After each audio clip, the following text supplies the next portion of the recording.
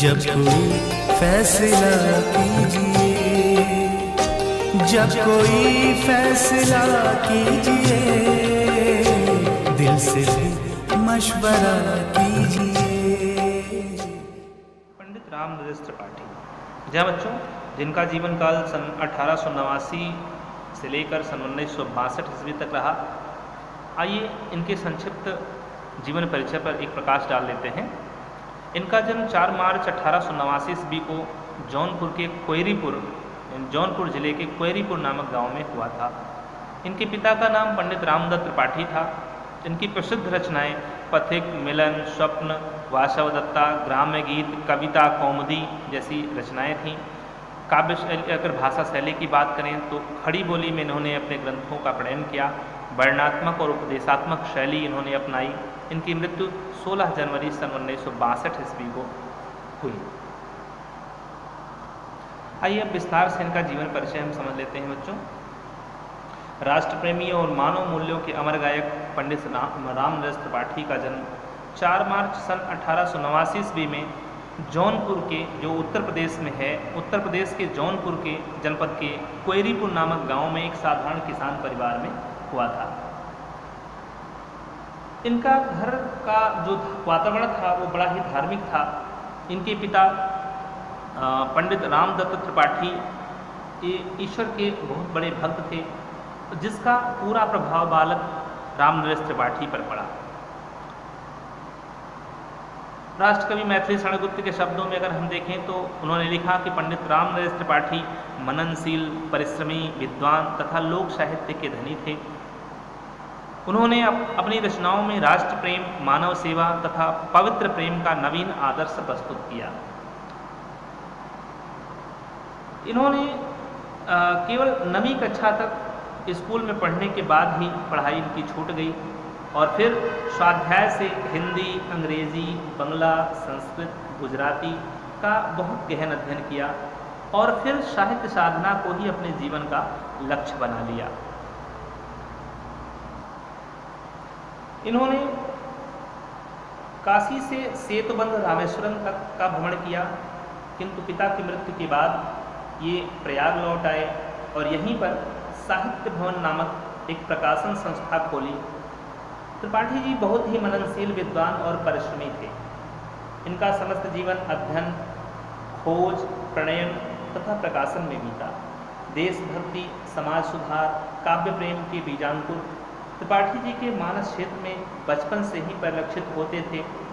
सन 1931 ईस्वी में हिंदी साहित्य सम्मेलन के इतिहास परिषद के सभापति भी चुने गए और अंततः सरस्वती के इस भरत पुत्र ने साहित्य साधना करते हुए 16 जनवरी 1962 ईस्वी में इस नश्वर संसार से हमेशा हमेशा के लिए अपना नाता तोड़ दिया।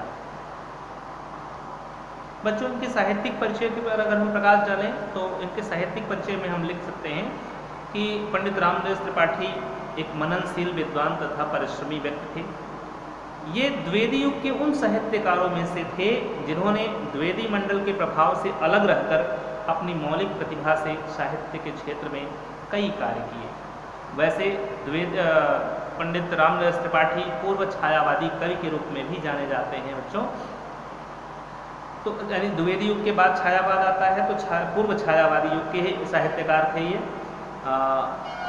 त्रिपाठी जी ने स्वच्छंदतावादी कवि के रूप में अपनी पहचान बनाई और लोकगीतों के सर्वप्रथम संकलनकर्ता भी माने जाते हैं। इन्होंने काव्य, कहानी, नाटक, निबंध, आलोचना, लोक साहित्य आदि विषयों पर अपनी लेखनी चलाई। ये बड़े ही आदर्शवादी थे। इनकी रचनाओं में नवीन आदर्श और नवयुग का संकेत हमें देखने को मिलता है। इनके द्वारा लिखी गई पथिक और मिलन नामक खंड काव्य बहुत ही लोकप्रिय हुए थे। इनकी रचनाओं की सबसे बड़ी विशेषता यह थी कि इनमें राष्ट्र प्रेम तथा मानव सेवा के उत्कृष्ट भावनाएं बड़े सुंदर से चित्रित होती थीं।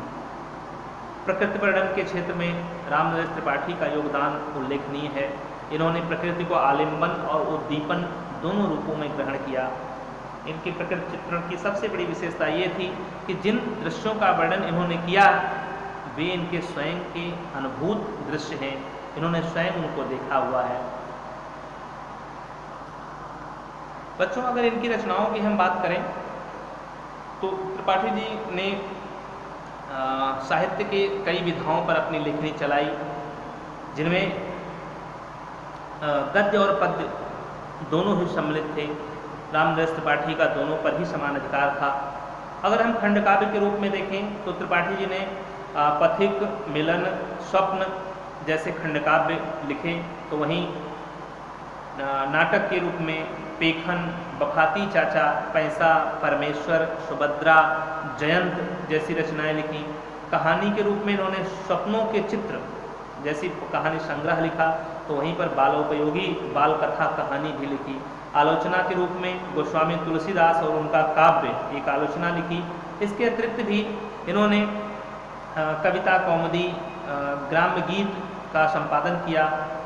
एक संस्मरण भी लिखा जो मालवीय जी के साथ 30 दिन के नाम से प्रकाशित हुआ। जीवन चरित्र के रूप में इन्होंने महात्मा बुद्ध और सम्राट अशोक का जीवन चरित्र भी लिखा। अगर हम भाषा शैली की बात करें इनके, तो रामदास त्रिपाठी की भाषा जो थी वो शुद्ध खड़ी बोली हिंदी है, जिसमें संस्कृत के तत्सम शब्दों के साथ उसमें ओज, माधुर्य और प्रसाद गुण की अधिकता भी देखने को मिलती है। शैली के रूप में इन्होंने बड़ी ही सरस और स्वाभाविक प्रवाहपूर्ण शैली को अपनाया, जिनमें वर्णनात्मक और उपदेशात्मक दो प्रकार की शैलियाँ देखने को हमें मिलती हैं। रस के रूप में त्रिपाठी जी ने वैसे तो श्रृंगार रस शांत रस की प्रधानता इनके काव्य में देखने को मिलती है, किंतु कहीं कहीं श्रृंगार भी मर्यादित रूप में, उपेक्षित रूप में नहीं, बहुत बढ़ा चढ़ा कर श्रृंगार को प्रस्तुत नहीं किया इन्होंने, बल्कि एक मर्यादित ढंग से श्रृंगार का भी वर्णन इनके काव्य में देखने को मिलता है। छंद के रूप में इन्होंने मुक्तक छंदों का प्रयोग किया, तो वहीं अलंकार के रूप में उपमा, रूपक, उत्प्रेक्षा आदि स्वाभाविक अलंकारों का अपनी कविताओं में प्रयोग किया। इस तरह से अगर हिंदी साहित्य में स्थान के रूप में हम देखें तो संक्षेप में हम कह सकते हैं कि रामदास त्रिपाठी ने अपनी बहुमुखी प्रतिभा से हिंदी साहित्य की जो सेवा की वह अद्वितीय है। खड़ी बोली को कविता के रूप में प्रतिष्ठित करने वाले कवियों में पंडित रामदास त्रिपाठी का अद्वितीय स्थान रहा है। इन्होंने अपनी रचनाओं में राष्ट्र प्रेम, मानव सेवा तथा पवित्र प्रेम की अविरल गंगा को प्रवाहित किया। इस रूप में अगर देखें तो रामदास त्रिपाठी का हिंदी साहित्य के विकास में बहुत ही अभूतपूर्व योगदान रहा है।